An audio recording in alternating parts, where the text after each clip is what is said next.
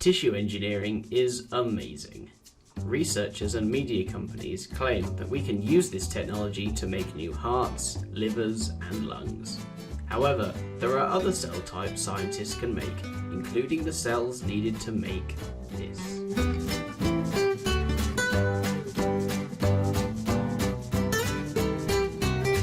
If we take a close look at the breast, we can see it's quite complicated. The breast is made up of a network of lobules which produce milk, surrounded by a cushioning layer of muscle and fatty tissue. This is also supplied by lymph nodes, which is able to pass the mother's immunity to the child. Like all tissues, however, some things do go wrong, and breast surgery is a very common surgery. 1.3 million of them were performed in 2014. This can often be due to breast cancer, the most common type of cancer in women. Often the risk of spreading is so great that surgeons will simply remove the cancerous tissue, leaving a hole or defect. Alternatively, social pressures mean that many healthy people choose to undergo breast surgery to improve the size, shape, and symmetry of the breast. In either case, this is done using an implant, a silicone sac filled with salt water or silicone oil. If breast implants are so popular, why would we need to engineer a biological one?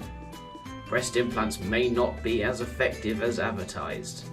Breast implants have poor reliability, with 40% of patients getting a replacement after just 5 years.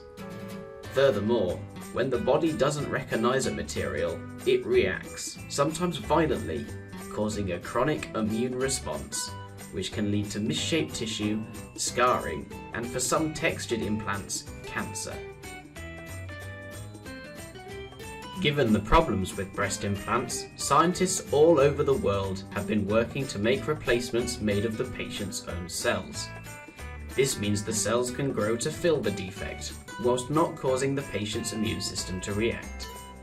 One such technique is lipofilling, which uses a blunt needle to remove fat and blood vessel generating stem cells from elsewhere on the body and place it in the defect. The cells then grow into the defect, filling the gap in the breast back up. This technique is inexpensive, simple, and relatively non-invasive. However, the force on the cells from harvesting and everyday life cause damage to the cells, and some even burst. The chemicals released are like an SOS to the other cells, which causes an inflammatory response and even cell death. The result then is that the defect is not filled to the extent we'd like. Tissue engineering is another method which aims not only to mimic breast tissue but to regenerate it. This is done by giving the cells a home to live in, or scaffold. These scaffolds need to be easily sterilised and provide the cells with a good physical and chemical environment. Many natural scaffolds are able to biodegrade, so as it breaks down it is replaced by healthy tissue. And with the dawn of three-dimensional printing, personalised shaped scaffolds can be made with microscopic textures that allow the cells to attach and grow better. However, the most promising technology is a variation on the lipofilling, where a scaffold is seeded with stem cells and is allowed to grow before the filling takes place, greatly reducing the number of fat cells that die in the process whilst reducing the immune response. So where to from here?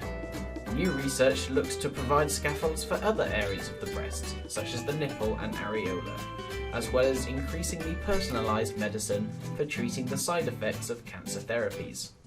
Of course, there are still some hurdles to overcome. The chemicals that cause cell regeneration are often the same hormones that cause cancer, limiting the location a scaffold can be placed. The scaffold may even hinder the detection of cancer due to its radiopacity or ability to block X-rays. Nevertheless, tissue engineering looks set to dominate the future of personalised medicine, and one day the lab-grown breast, liver, lung or heart could be coming to a hospital